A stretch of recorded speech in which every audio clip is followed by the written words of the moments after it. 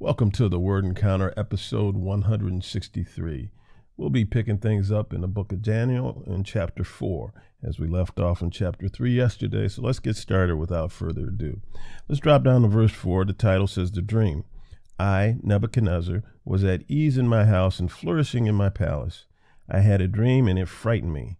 While in my bed, the images and visions in my mind alarmed me. So that we see that Nebuchadnezzar here has had a dream and he's a little bit shaken by it. And it says, so I issued a decree to bring all the wise men of Babylon to me in order that they might make the dream's interpretation known to me. When the magicians, mediums, and Chaldeans came in, I told them the dream, but they could not make its interpretation known to me. Finally, Daniel, named Belshazzar, after the name of my God, and a spirit of the holy gods is in him, came before me. I told him the dream. Belteshazzar, head of magicians, because I know that you have the spirit of the holy gods and that no mystery puzzles you, explain to me the visions of my dream that I saw and its interpretation. And so he wants him, again, to explain to him the visions and their interpretation. In verse 10, it says, in the visions of my mind, I was lying in bed. I saw this. There was a tree in the middle of the earth, and it was very tall. The tree grew large and strong. Its top reached the sky, and it was visible to the ends of the earth. And then he goes through some more descriptions of what his dream encompassed. And drop down to verse 13. It says, as I was laying in my bed, I also saw the visions in my mind, a watcher, a holy one, coming down from heaven. So Nebuchadnezzar is seeing an angelic creature coming down from heaven in his visions. In verse 14, it says, he called out loudly, cut down the tree and chop off its branches, strip off its leaves and scatter its fruit. Let the animals flee from under it and the birds from its branches. But leave the stump with its roots in the ground and with a band of iron and bronze around it in the tender grass of the field. Let him be drenched with dew from the sky and share the plants of the earth and the animals.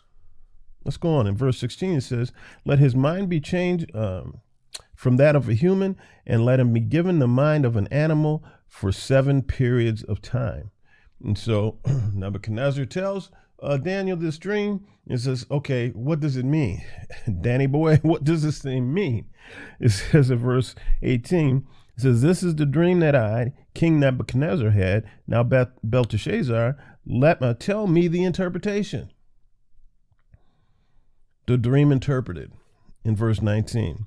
Then Daniel, whose name is Belteshazzar, was stunned for a moment, and his thoughts alarmed him. So apparently he's being told his dream, and it's coming to revelation with regard to what this dream means, and Daniel is kind of shaken by it.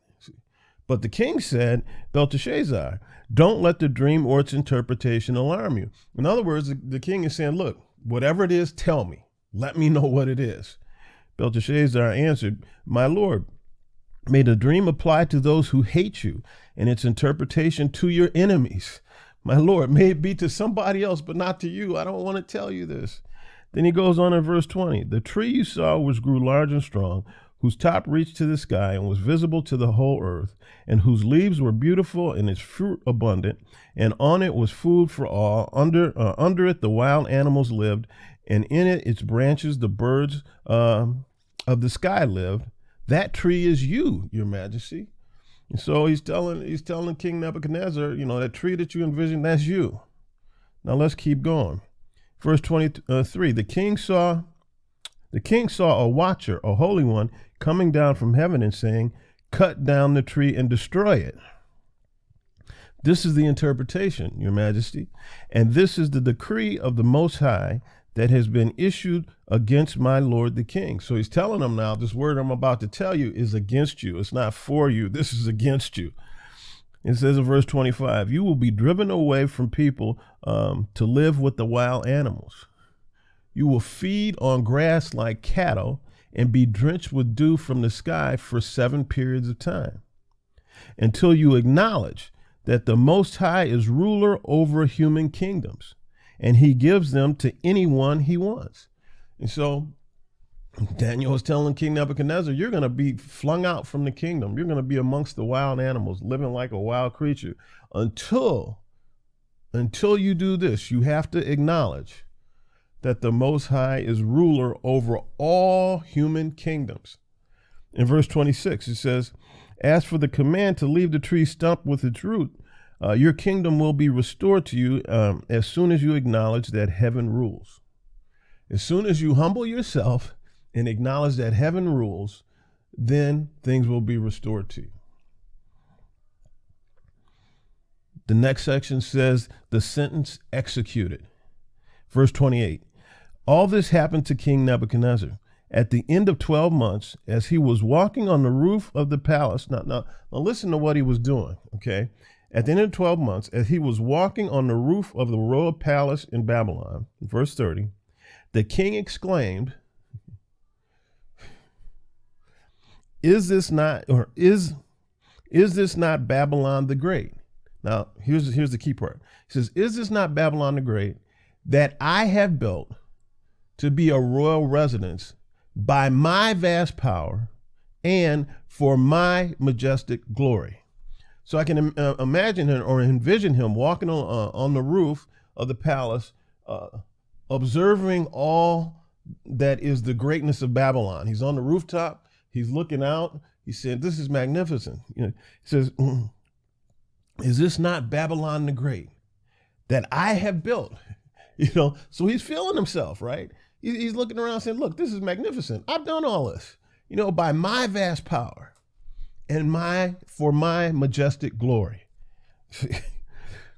Verse 31, while the words were still in the king's mouth, these words are still coming out of his mouth, a voice came from heaven.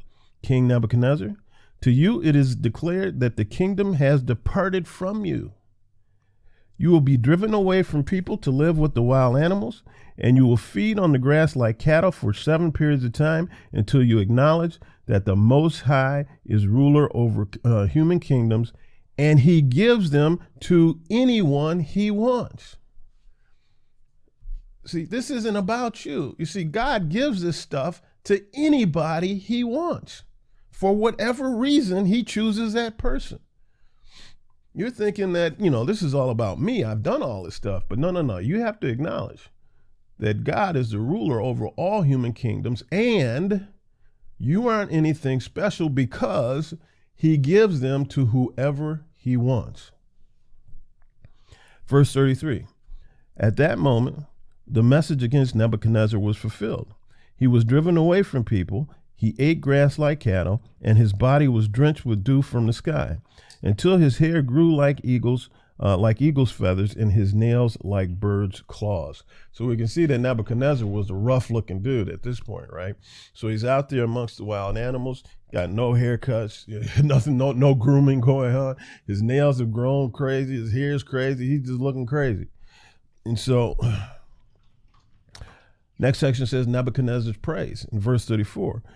But at the end of those days, I, Nebuchadnezzar, looked up to the heaven, and my sanity returned to me. Then I praised the Most High and honored and glorified him who lives forever.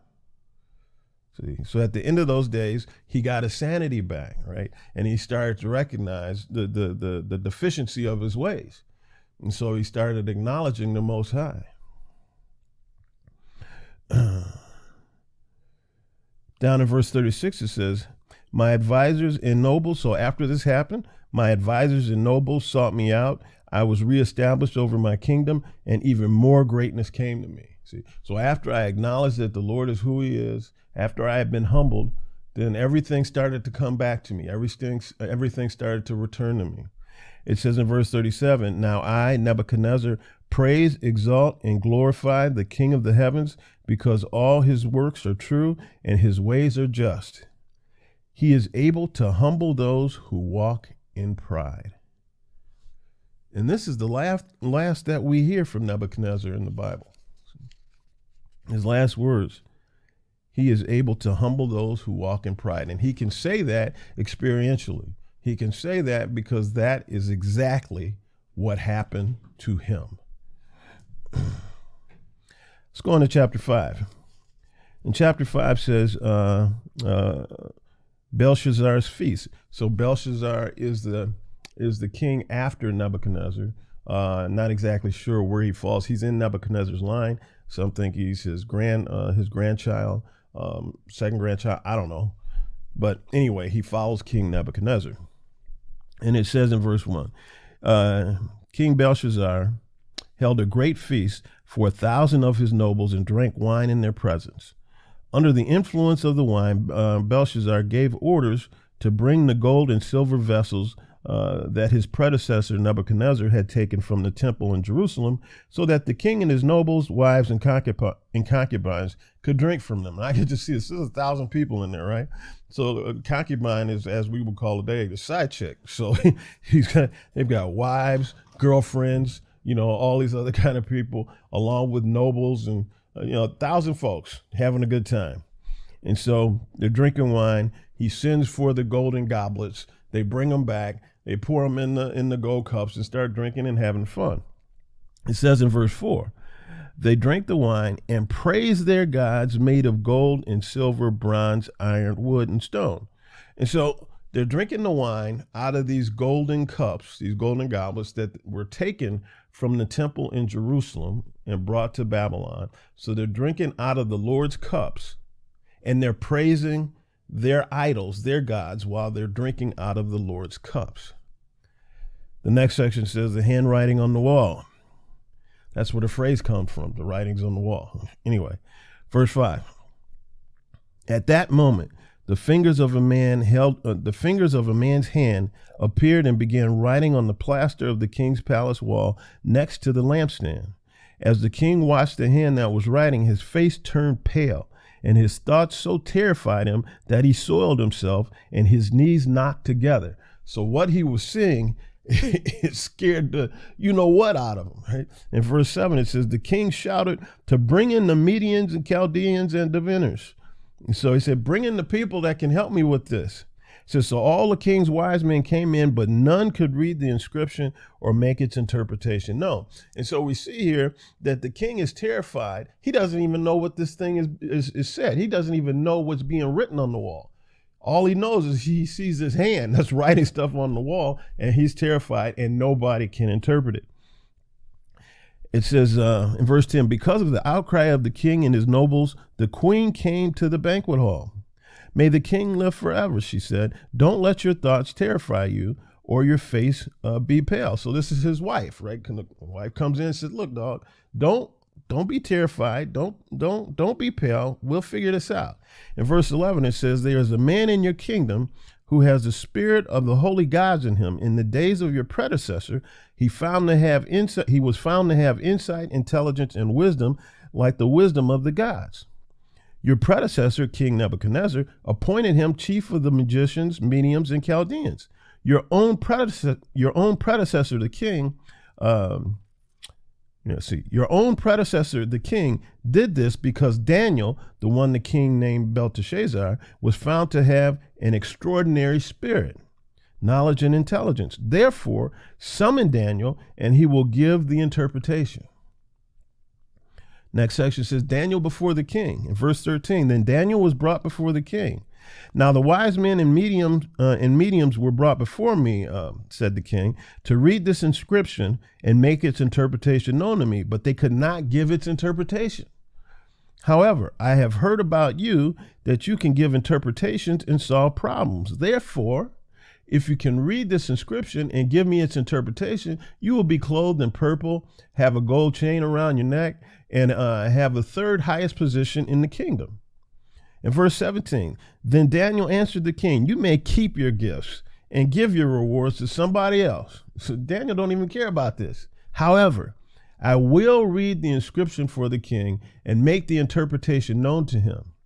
Your Majesty, the Most High God gave sovereignty, greatness, glory, and majesty to your predecessor Nebuchadnezzar. So Daniel's starting to tell the king about himself. And so he's saying, look, the Most High God gave sovereignty, greatness, glory, majesty to your predecessor, to your grandfather, if that's his grandfather. And then he says some more stuff about that. And then in verse 20, he says, but when Nebuchadnezzar's heart was exalted and his spirit became arrogant, he was deposed from his royal throne and his glory was taken from him. He was driven away from the people, and Daniel starts to tell the king all the things that happened to Nebuchadnezzar. In verse 22, it says, but you, his successor, Belshazzar, have not humbled your heart, even though you knew all of this stuff. Even though you knew all of this stuff that happened to Nebuchadnezzar, you didn't humble your heart. You knew everything he went to because he was proud and arrogant. But you, even having witnessed that, have not humbled your heart. Instead, you have exalted yourself against the Lord of the heavens. The vessels of this house were brought to you. And as you and your nobles, wives, and concubines drank wine from them, you praised the gods made of silver and gold, bronze, iron, wood, and stone, which do not see or hear or understand. But you have not glorified the God who holds your life breath in his hands and who controls the whole course of your life. You sent for these golden cups. You poured the wine in it, and then you started exalting other gods, even though they can't hear or see or do anything. And you've said nothing to the one who holds your life in his hand, and you're drinking out of his cups. Therefore, he sent the hand, and this writing was inscribed. So finally, Daniel is he's prepped the king. Now he's going to tell him what this inscription means. The inscription's interpretation, verse 25. This is the writing that is inscribed, Mene, Mene, Tekel, Parsin. This is the interpretation of the message. Mene means that God has numbered the days of your kingdom and brought it to an end. Whew. Tekel means that you have been weighed on the balance and have been found deficient. Perez means that your kingdom has been divided and given to the Medes and Persians. That's pretty ominous, ominous, I should say. In verse 30, that very night, Belshazzar, the king of the Chaldeans, was killed, and Darius, the Mede, received the kingdom at age 62. So the inscription was pretty ominous, and Daniel told him what the deal was, and he paid the price for his arrogance. Let's go on to chapter 6, and it says the plot against Daniel. Verse 1, King Darius decided to appoint 120 satraps over the kingdom stationed throughout the realm, and over them 3 administrators, including Daniel. Daniel distinguished himself above the administrators and satraps because he had an extraordinary spirit, and the king planned to set him over the whole realm. So the king is going to make Daniel essentially second in charge over everybody else. Now you can imagine that didn't sit well with everybody. Then in verse 4, the administrators and satraps therefore kept trying to find a charge against Daniel regarding the kingdom, but they could find no charge or corruption. For he was trustworthy, and no negligence or corruption was found in him. They couldn't find anything on him. They couldn't blackmail him with anything. They couldn't take anything to the king. They said, look, this dude is deficient. He was clean. He was clean. They had nothing on him. Then these men said, we will never find any charge against Daniel unless we find something against him concerning the law of his God. If we can find something that will pit the law of his God against, let's say, the law of the land, then we can have something against him. So the administrators and satraps went together to the king and said to him, may King Darius live forever. All the administrators of the kingdom, the prefects, satraps, advisors, and governors have agreed that the king should establish an ordinance and enforce an edict that for 30 days, anyone who petitions any god or man except you, the king, will be thrown into the lion's den. So they go before the king. So what are they going to use? They're going to use flattery. They go before the king. King, you're so great. You're so awesome. We think you should pass a law. We think you should author and pass a law. And that law should say that for a month, nobody can worship anything or anybody except you. That's it, because you're so magnificent. And so, the king was like, thought it over, and he was like, yeah. So King Darius signed the written edict. And so he made an edict that said, look, nobody can worship anything or anybody for the next month, unless it's worshiping me. That's it. Verse 10, Daniel in the lion's den. It says, when Daniel learned that the document had been signed, he went into his house. The windows in its upstairs room opened toward Jerusalem. And 3 times a day, he got down on his knees, prayed, and gave thanks to his God, just as he had done before.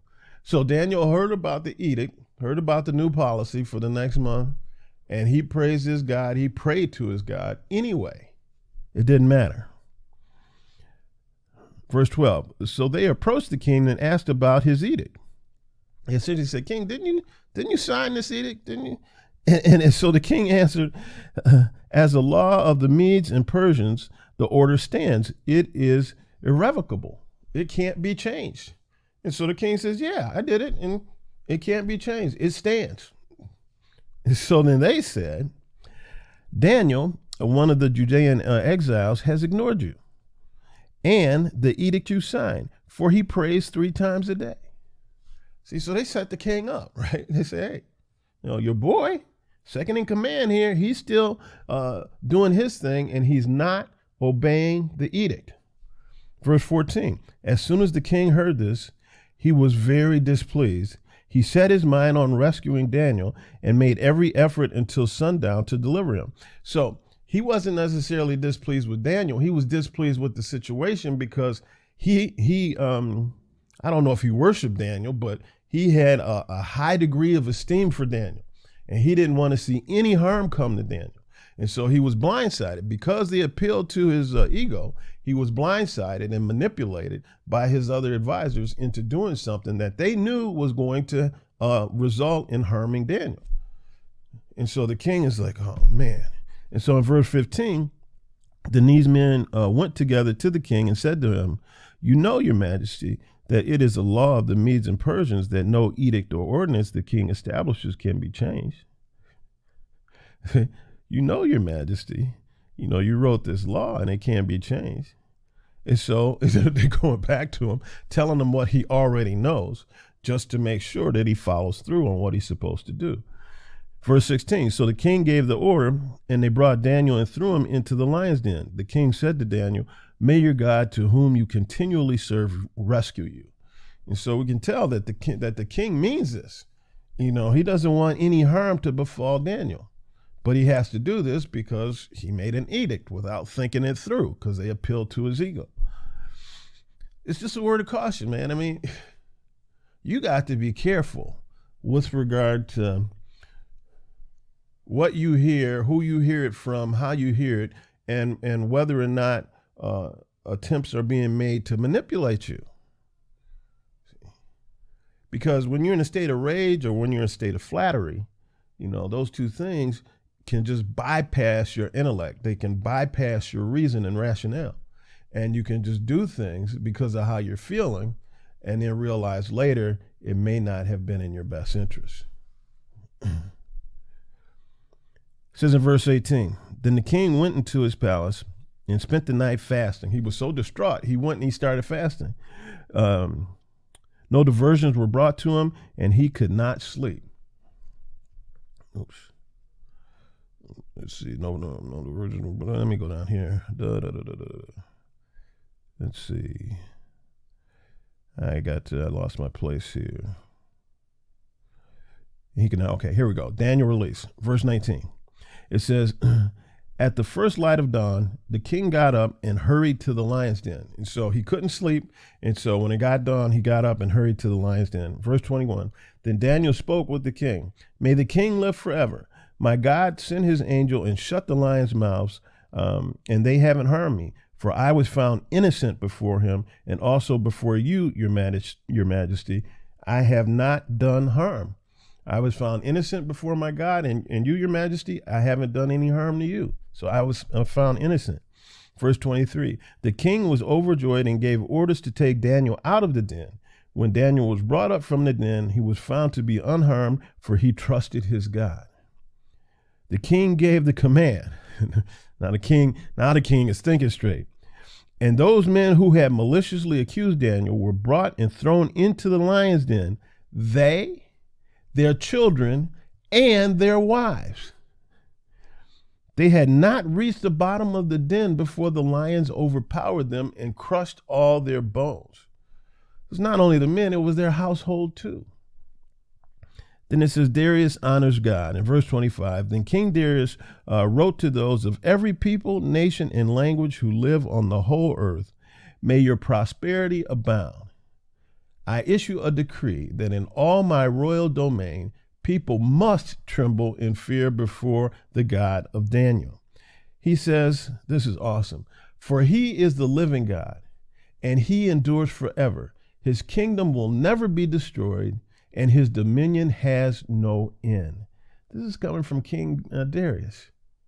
In verse 28, it says, so Daniel prospered during the reign of Darius and the reign of Cyrus the Persian, who came after Darius. And so we see that Daniel had a long run. We're not done with Daniel, but that is the end of chapter 6. And we'll pick it up in chapter 7 tomorrow. And from 7 through the end of Daniel are a lot of apocalyptic prophecies, and they can be difficult to follow. And, so I'm going to do my best as we get through the next several chapters. And so with that, again, read Romans chapter 8, start in verse 9, and you will see the invitation that the Lord gives to acknowledge his son, Jesus, as Lord. It's available to all of us. All it takes is a sincere belief and a sincere speaking and confessing that he is Lord.